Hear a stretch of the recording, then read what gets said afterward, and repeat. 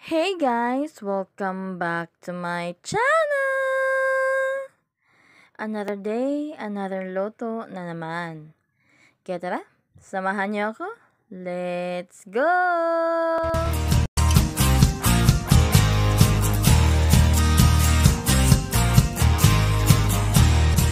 Ang lulutuin po natin for today ay fried masi. Ayan, meron pa ako ditong gata. Naglagay lang po tayo dito ng mga half cup ng tubig. Ayan, nagata ko na siya guys. Dito naman tayo sa ating dough. Ayan, maglalagay lang po tayo dito ng 1½ cup po ng glutinous flour o glutinous rice flour. And yung isasabaw po natin dito or ating ihahaog dito ay itong ating gata. Ayan, haogin na po natin o masahin na po natin ating dough.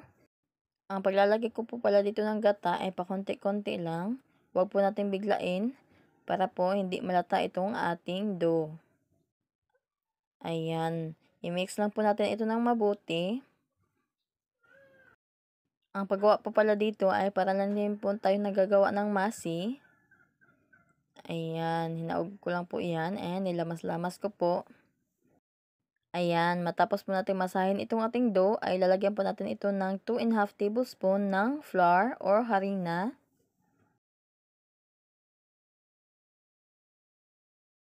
Ayan, masahin ko lang po ito and pag medyo matigas pa po yung ating dough ay pwede po tayong maglagay ulit ng coconut milk. And by the way po, sa mga hindi po nakakaalam, ang masi po ay isa sa mga famous na kakanin dito sa northern part ng Cebu. And actually, sa southern part po, meron na din po kasi po yung ibang nag-aangkat po sa mama ko ay sa southern part po nagtitinda. And dito po sa amin guys, ay marami na pong gumagawa ng masi. And isa po kami sa pinakamatagal nang gumagawa po nito. Kaya next time, ituturo ko naman po sa inyo kung paano po ang paggawa ng authentic and original po na masi ng Cebu. And ayan guys, patapos na rin po pala tayo magmasa nitong ating dough. And by the way, ang ilalagay po nating palaman po dito or filling ay yung nilalagay din po naming palaman sa aming masi. Ayan, meron po tayo ditong giniling na mani and sugar. Magkahalo na po yan. Ang sugar po pala na gamit dito guys ay inusab na sugar. Hindi ko po alam kung anong pangalan po ng sugar nito sa Tagalog, pero hindi po siya brown sugar. Ayan, magsimula na po tayong magbalot po nitong ating fried masi. Sa pagbabalot po nito, dapat po i-press po muna natin yung dough and saka po natin bilugin. And pag nabilog na, ayan, i-flatten na po natin. Ayan, i-flat lang po until po maging manipis po yung ating dough. And saka po tayo maglalagay ng filling. Ito pong ating mani and sugar. Ayan, i-press po natin yung ating filling para po hindi po siya lumabas. Ayan, ganyan lang po ang pagbalot. Ayan, i-press nyo po sa gitna para hindi po lumabas yung ating filling. And tapos po nyan, ayan, i-press nyo lang po sa ganyan sa kamay nyo. And saka nyo po bilugin and i-flat na rin. Ayan, okay na po yan. Ayan, napakadali lang po nitong gawin guys. Sobrang dali lang po and sobrang easy po ito gawin. Konti lang po yung puhunan natin dito. And marami na po tayong magagawa. And by the way, itong mani po pala natin ay sinangag ko po siya. And saka ko po siya binalatan. Pagkatapos pong balatan ay pinagiling ko po siya kasama nung ating sugar. Dito sa amin ay marami pong gilingan ng ganito ng mani na hindi po napipinat kahit isama mo pa ang sugar kasi marami pong nagtitinda dito ng masi. Pero kung wala po kayong gilingan guys, ay pwede nyo naman po siyang i-blender or meron po kayo dyang food processor. Basta wag nyo lang po isama yung sugar pag nag-blend po kayo para hindi po siya maging peanut. Ayan. Okay na po tayo dito sa ating white dough.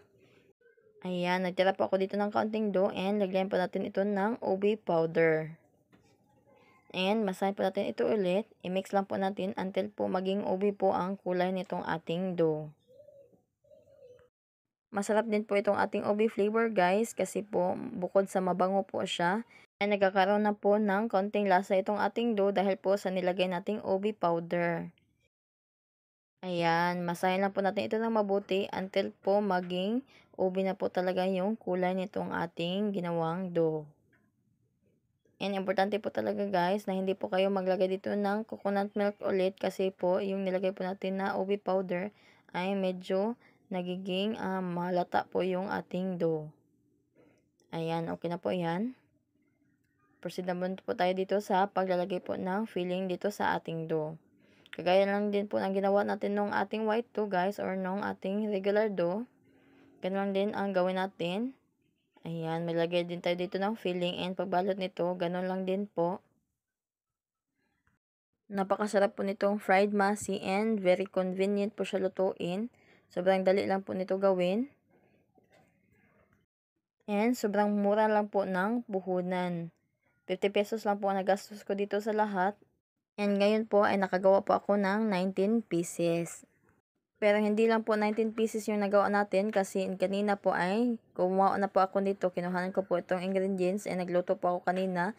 Nakagawa po ako ng mga 15 pieces. And ayan, ipapakita ko po dyan sa screen yung mga nagawa ko po kanina na pinang-snack po namin. Kaya try nyo na po itong gawin. Masarap po siya and mura lang po yung magagastos nyo po dito and marami na po kayong magagawa.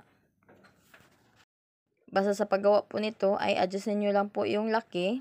Ito po ang akin ay nilakihan ko na po ito kasi pang snack lang din po naman itong ginagawa ko. Ayan, malapit na po tayong matapos dito sa ating ginagawa. And pagkatapos natin balutin ito lahat ay ipiprito naman po natin ito. Ayan, ganyan lang po siya kasimple gawin.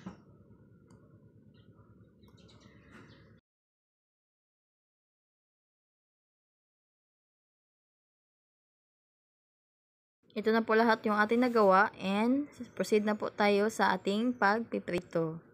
Dito po sa mainit na kawali ay naglagay na po ako dito ng maraming mantika. And kapag mainit na po itong ating mantika ay pwede na po natin itong ilagay. Ang apoy pala dito ay nasa medium heat lang. And madali po itong lutuin kaya i-check nyo po from time to time. Para hindi po masunog itong ating niluluto. Ayan, luto na po yung kabilang side. Baliktarin naman po natin ito. Mas matagal po tayong nagluluto ay mas uminit po yung mantika. Kaya po yung mga susunod po natin lulutuin ay mas madali na lang pong maluto.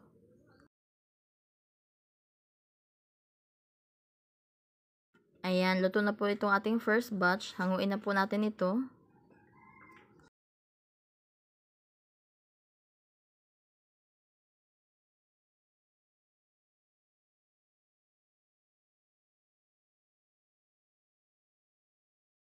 Ayan, nahango ko na po ito lahat. Isunod naman po natin ilunod itong ating ube flavor.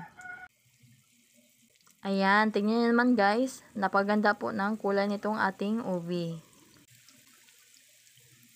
Mas mainit na po yung ating mantika ngayon, kaya mas madali na lang pong maluto itong ating second batch. Ayan, kita nyo naman, luto na po yung ating kabilang side, kaya baliktarin na po natin ito. At ayan, may humabol pa ng isa. Ito, luto na po itong ating ube flavor, kaya hanguin na po natin ito.